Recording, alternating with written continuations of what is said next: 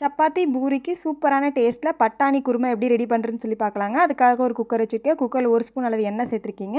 எண்ணெய் சூடான உடனே 1 ஸ்பூன் சோம்பு நல்லா பொரிஞ்சு வந்த உடனே ஒரு 15 சின்ன வெங்காயத்தை இந்த மாதிரி 2ஆக கட் பண்ணியிருக்கீங்க. இதையும் சேர்த்துட்டு எண்ணெயிலே நல்லா வதக்கி எடுத்துக்கலாங்க. சின்ன வெங்காயம் நல்லா வதங்கி வந்த உடனே 1 ஸ்பூன் அளவுக்கு இஞ்சி பூண்டு பேஸ்ட் எடுத்துருக்கீங்க. இதையும் சேர்த்துட்டு இதையும் நல்லா எண்ணெயில் வதக்கி எடுத்துக்கலாம். இது கூடவே ஒரு பச்சை மிளகாய், ஒரு கொத்து கருவேப்பிலை சேர்த்து வதக்கிக்கிங்களாங்க. மீடியம் சைஸில் இருக்க 2 தக்காளியை குட்டி குட்டியாக கட் பண்ணி எடுத்துருக்கேங்க. இதையும் சேர்த்து எண்ணெயிலே நல்லா வதக்கி எடுத்துக்கலாம். இந்த ஸ்டேஜில் வந்து நான் குருமாவுக்கு தேவையான அளவு உப்பு சேர்த்துட்டேங்க. உப்பு சேர்க்கும்போது தக்காளி வந்து நல்லா குலைவாக மசிஞ்சு வந்துடும். இப்போ பாருங்கள், தக்காளி நல்லா குலைவாக மசிஞ்சு வந்துடுச்சு. இப்போ வந்து மசாலா தூள் சேர்த்துக்கலாங்க. இதில் வந்து 2 ஸ்பூன் அளவுக்கு வந்து குழம்பு தூள், 1/4 ஸ்பூன் வந்து மஞ்சள் தூள்,